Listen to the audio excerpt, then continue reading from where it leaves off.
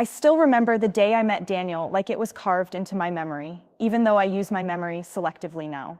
It was a Tuesday, gray and drizzling, just the kind of morning that makes you grateful for two things: a strong coffee and a strong plan. I was in the corner cafe on 5th and Monroe, waiting for my double shot latte, when he sat down across from me without asking.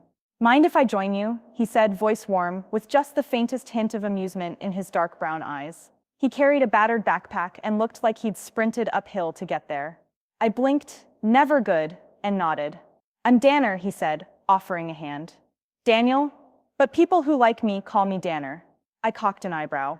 "People who like you," he shrugged, smiling, guilty as charged. He was charming. That much I knew instantly. He asked about the cafe's Wi-Fi password like it was code, then dug out a battered laptop. I watched him log on, fingers moving so fast they blurred. We exchanged small talk, his work in publishing, my consulting gig, and I felt that unusual tug of connection, a spark that often felt foreign to me after so many years of compartmentalized life. He was sincere, genuine, unaware, and I did everything I could to keep it that way. We had coffee every Tuesday, sometimes for breakfast, sometimes lunch, always at the same table, far from the windows, so I could watch who walked in. He never noticed I always sat facing the door. He never noticed that my posture was always ready. Ready to stand, to bolt, to pull a weapon, to disappear. He told me about his childhood in Vermont, about his little sister's piano recitals, about the dog he'd grown up with, a lab named Scout. I told him I'd grown up. Well, I told him I'd lived in a lot of places, traveled a lot for work. It was true enough, and deliberately vague. I was never a local at any of the dozen cities I claimed as home. He fell in love with me over misdelivered emails, his recipient error when he'd sent me an invitation to a book launch, and over my reaction when I quietly asked to be removed from the CC line for good, because I was inundated at work, which was true but not entirely. By the time we started dating, I'd already done a double tour as a Marine Scout sniper, survived 3 deployments, and climbed into CIA safe houses in Kabul for debriefings. Then I transitioned into the bureau, undercover, codename Rebecca Cole, laptop full of forensic files, a life so digital that any small slip of Rebecca around Daniel would have sent me spinning. But I never let slip. My scars I hid beneath long sleeves, my trembling hand at 2 a.m. when an alert pinged on my secure channel, I blamed on too much coffee. After 6 months of swirling joy, he walked me home from dinner one night and kissed me goodnight on my front porch. He pulled back and said, "Rebecca, promise me one thing." I froze. He'd just given me the first clue he knew my name wasn't Rebecca. "Promise me there's nothing you've ever done that you can't tell me," he said, eyes searching mine. "No secrets." My heart pounded, the sirens from 4 miles away lighting me up like a Christmas tree. I could tell him lie about my childhood, my years in consulting, about that high-pressure gig in security for some government agency that demanded I never speak of specifics. But I couldn't promise no secrets. I had secrets, the kind that would get us both killed if revealed. So I said, "I promise," and I meant it in a way. I promised I would never tell him those secrets. We married in a small ceremony 6 months later. He walked down a tiny aisle in the garden behind my aunt's townhouse. I wore a simple silk dress with long sleeves, concealing tunnels of scars on my arms I'd earned overseas. He didn't seem to notice. We recited our vows beneath a blooming magnolia. The guests nodded, clapped, tears in their eyes. I gripped his hands, my heart exploding with something close to hope. In the months that followed, I hung my dress in our closet alongside my civilian attire. No rigid uniform, no night vision goggles, no weapons. I ordered him to remove the kid-proofing locks from the medicine cabinet and stash away the pepper spray under the kitchen sink. I repurposed my Glock 19 in a lockbox I never opened, moving it to my old trunk in the basement. I traded my night vision for a new Roomba. For the first time in years, I ate cereal for dinner, watched Netflix until midnight, and tried not to think about the sting of flashbang grenades or the weight of a bolt-action rifle cradled in my arms. I worried sometimes that I might go through with the motions of domestic life until I forgot what I was, until I lost the edge that kept me alive. Then one night, 6 months into our marriage, I found Daniel scanning the living room with his phone's camera, moving as if checking for radiation hotspots. "Baby," I said, stepping into the doorway, hand on my hip. "What are you?" He lowered the phone, blinking. "Are you okay?" I hadn't noticed my knee-jerk stance, defensive, cocked like I might spring into action. "Fine," I said, just surprised. He swallowed. I read about something, a chemical leak at that plant, 3 miles from here. I thought maybe it was serious. So I downloaded a Geiger app, thought I'd check. He offered a small ghost of a smile. Sorry if I freaked you out, I exhaled, letting the air out slow. No, I'm glad you care. He came over and slid his arms around me. I worry, we're only newlyweds. I want you safe. His warmth washed over me. I closed my eyes, remembering hundreds of nights, sleeping in observation posts, trying to remain invisible. Now I let him hold me. Yet I couldn't fully relax. My secure phone vibrated on the bedside table. 2 silent pings at 3 a.m. I rolled over, heart pounding, but the screen was locked. No message, no alert. It was always that way, silent in the wrong hands. I laid there, listening to Daniel's steady breathing, and debated whether to get up. The protocols demanded I respond in 30 seconds, or code red. Civilian life demanded I stay in bed and pretend I'd never seen the phone. I chose bed. The world's crises would have to wait until morning. Morning came too quickly. Over coffee, I told Daniel I had a long day at work, big client presentation. He kissed me. Don't work too hard. Then he slipped into his suit and left. As I drove to HQ, blending in, part of the 9 to 5 drone, I felt the hum of an entirely different mission, warming my bones. Secure channel pinged again at 7:45 a.m., this time with coordinates. A threat assessment in progress. A known suspicious package at an embassy annex in 1 hour. I glanced at the road and faced a choice. Keep my cover as a consultant or respond, knowing I'd vanish for days.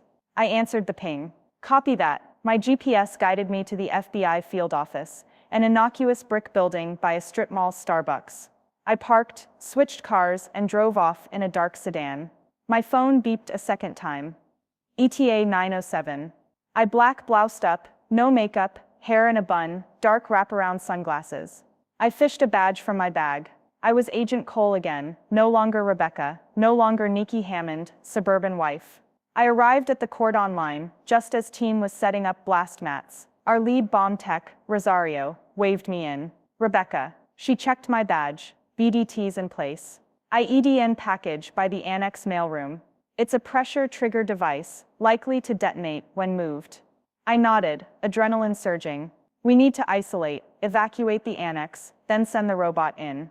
She tapped her pad. Buildings cleared. Robots prepped. We're green on sequence. I briefed the annex supervisor, where Daniel delivered mail for his job. I motioned the robot in.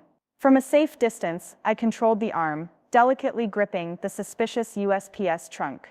The bomb techs watched monitors, then 1 second too late, the device misunderstood. The robot's claw triggered a minute impact, a deafening boom, windows shattered. The ground trembled, white smoke roiled. Everyone ducked.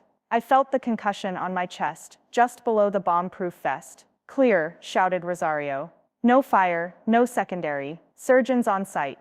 I staggered upright, no blame, no hesitation. I waved off paramedics. All good. My phone buzzed, time.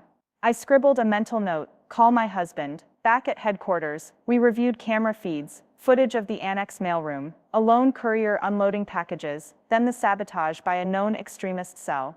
We pieced together the who, what, why. 2 hours later, in an ops briefing, our boss commended me. Agent Cole, your swift action prevented massive casualties. Excellent work.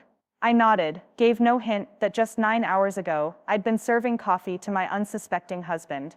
When I drove home in the dark city lights flickering, I thought of Daniel waiting by the front porch, book in hand.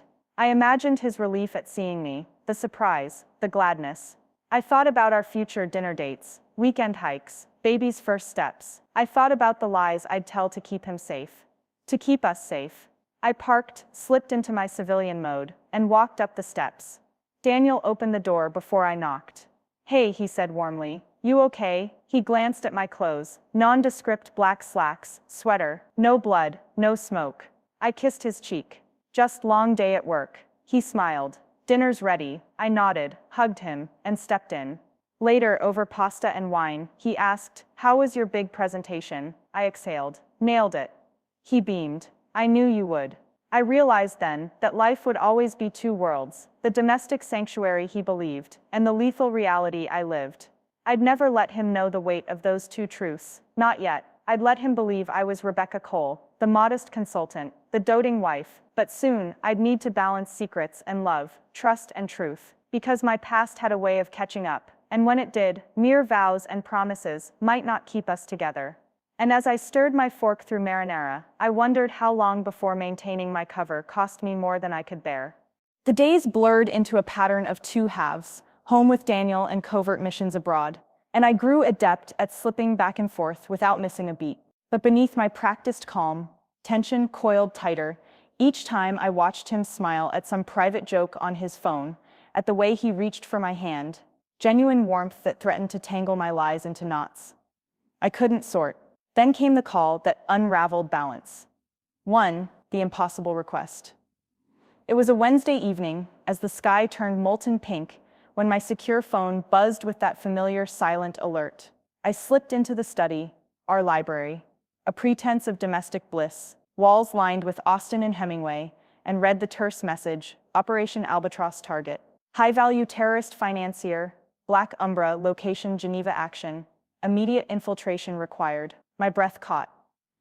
I was in the middle of dinner prep, roasted lemon chicken and asparagus. My heart hammered, chest tight. I closed my eyes, silencing the alarm in my head. I'd warned Mark that textbooks, portfolios, and a laptop were my only baggage, never revealing the real one hidden under the bed. Now Geneva, in 3 hours. Impossible. I slid the phone into my pocket, paper towel in hand, hands shaking as I wiped the counter. Daniel called from downstairs. Honey, you okay? You look pale. Yeah, I said, voice steady. Just thought about dessert. I met his eyes. They were warm. Do you want apple pie or chocolate cake? Apple, he said, relief clear. I can help heat it up. I nodded, turned, and walked toward the bedroom. I needed to disappear. I tore the sheets off the bed, revealing my lockbox. Inside, a passport in the name of Margot Stevens, a clean identity with frequent Swiss air miles, and a titanium pistol tucked beside an expired engagement ring, casualty of the last operation. My heart ached as I closed the box. I grabbed my kit, forged documents.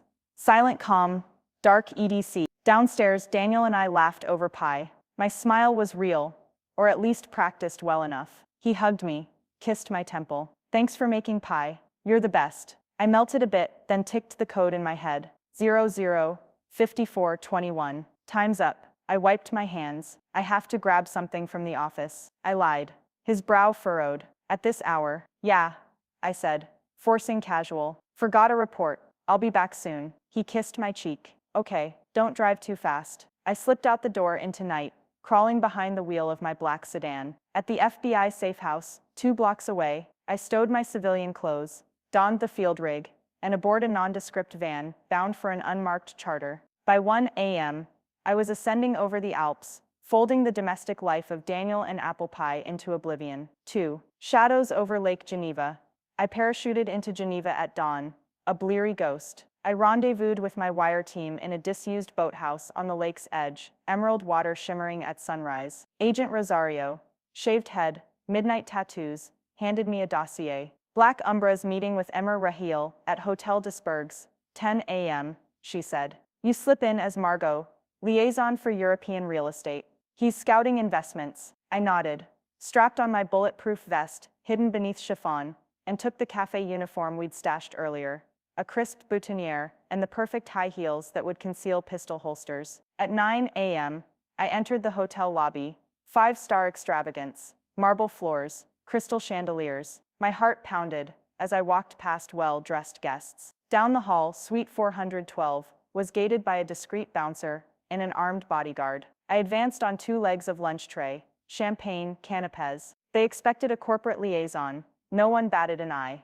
Inside the suite, Black Umbra lounged on a velvet sofa, silk robe, shutters half closed against lake glare. Emma Raheel stood tall in tailored linen, sipping mint tea. They talked in Arabic, subtitles echoing in my earpiece. Funds released within 48 hours. No trace back to Qatar. I sidled in, bearing plates of foie gras.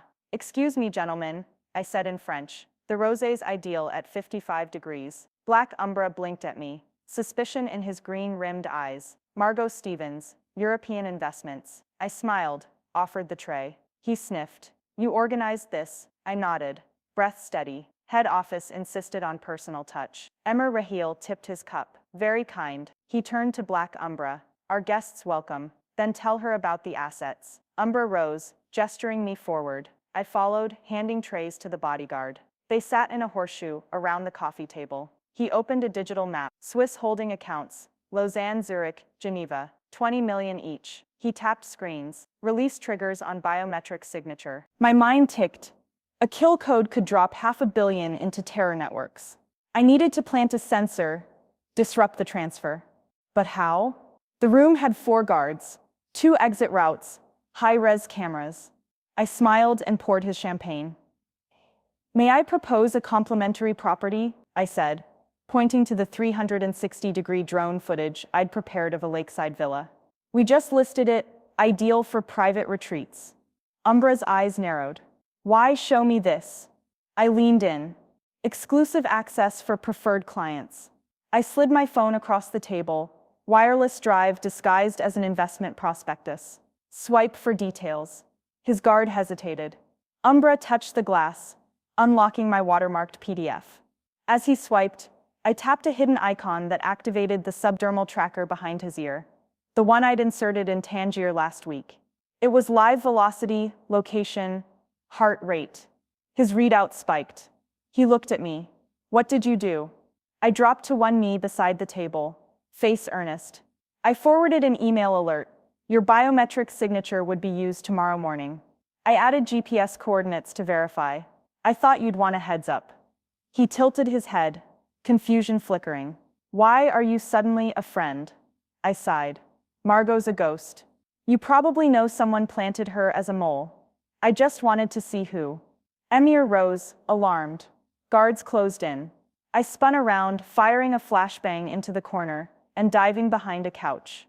For a heartbeat, the room was fur and smoke, strobing white, then bodies flung aside. I bolted for the side door. Bullets hammered behind me. I raced down the corridor. No time for heels. I vaulted off a marble banister and crashed through a service exit into a narrow alley. My comm crackled. Rebecca, robot en route. Extraction in 30. I sprinted toward the van, changing into comfortable boots stashed in a dumpster. I leapt inside just as the van peeled away, skid-marked tires shrieking. Radar blasts from snipers missed by inches. Blood pounded. I hugged my bag, phone in hand, the tracker data confirming Umbra's capture in real time by our joint Swiss task force. Mission success. 3. Homecoming 40. 8 hours later, I was back at consulting, the front company office on Madison. An espresso machine gurgled. Civilian colleagues greeted me with puzzled smiles. My laptop had new security improvements. The screen locked, requiring 2-factor authentication.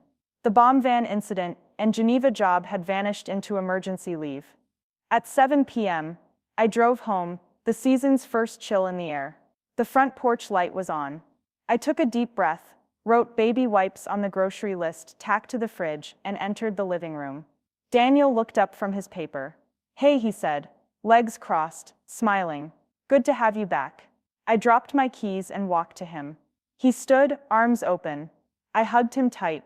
No secret codes, no hidden vest, just me. Over dinner, grilled salmon and saffron risotto, I asked, how was your day? He laughed, telling me about a typo in a children's book catalog, an afternoon coffee spill, the barista's new latte art. I laughed too, genuine warmth. No mention of drones, no adrenaline chases, no double lives. Later, I kissed him goodnight in the hall. He stroked my hair. I'm lucky to have you, he whispered. I swallowed, tears pricking. Me too.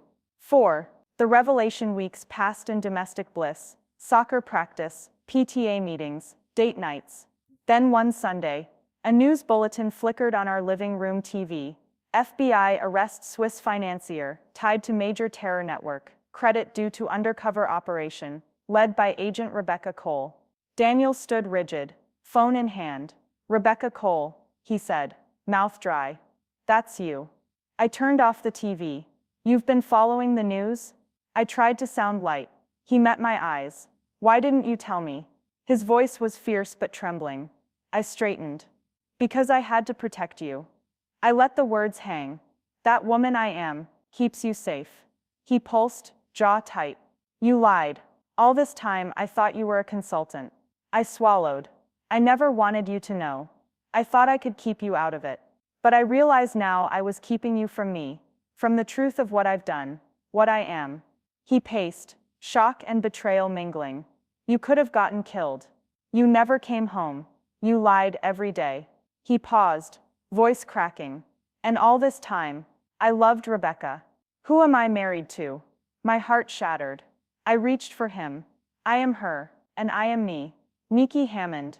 I wanted a normal life with you. Apple pie, soccer games, quiet nights. But this is my life too. He stared at me. The man I married, the stranger in his own home. 5. Rebuilding together in the days that followed. We hit our lowest point. He moved into the guest room with a suitcase. He barely ate. He called me Agent Cole in despair. I wanted to beg him to return, to trust me again, but I knew he needed space. I sent him coffee downstairs each morning. I left notes. I love you. Rebecca Cole and I are the same. I texted without acronyms, without secret punctuation, just raw words. He replied, why weren't you honest? So I came clean. Journals of my deployments, photos of scoped rifles, mission briefs redacted. I showed him FBI commendations, my code for Rebecca Cole, on my badge, and those 3 medals I'd never displayed. Every page made his eyes wide. Fear, pride, grief. He returned after 4 days. We sat on the couch, no words. He reached for my hand. I don't understand it all, but I understand you. Then voice quiet. I choose you, both of you. I cried, relief and love crashing through me. Thank you. 6 months later, we find equilibrium. Daniel accompanies me to a security seminar. I brief under a cover name, and he sits in the back, nodding support. Our daughter, now 2, claps at PowerPoint slides and runs off to play. We snatch quiet moments, coffee on the porch, stolen kisses, shared glances across crowd. I never fully shed Agent Cole. I still watch doorways, answer alerts at odd hours, slip notes into my safe house pocket. But I've woven a shared truth with Daniel. He knows my past, he trusts my heart, and we face the future together. One Tuesday, over our usual corner cafe latte, he tapped the table. Ready for coffee? He grinned. Or should we call it mission briefing? I laughed, startling the barista. I raised my cup. Mission briefing, Agent Danner. He saluted. Roger that, Agent Cole. And in that ordinary moment, coffee, laughter, shared secret, the extraordinary grace of our life together shone brightest. Because I had finally given him the whole truth, and he had welcomed every part of me, even those I once vowed I'd never share.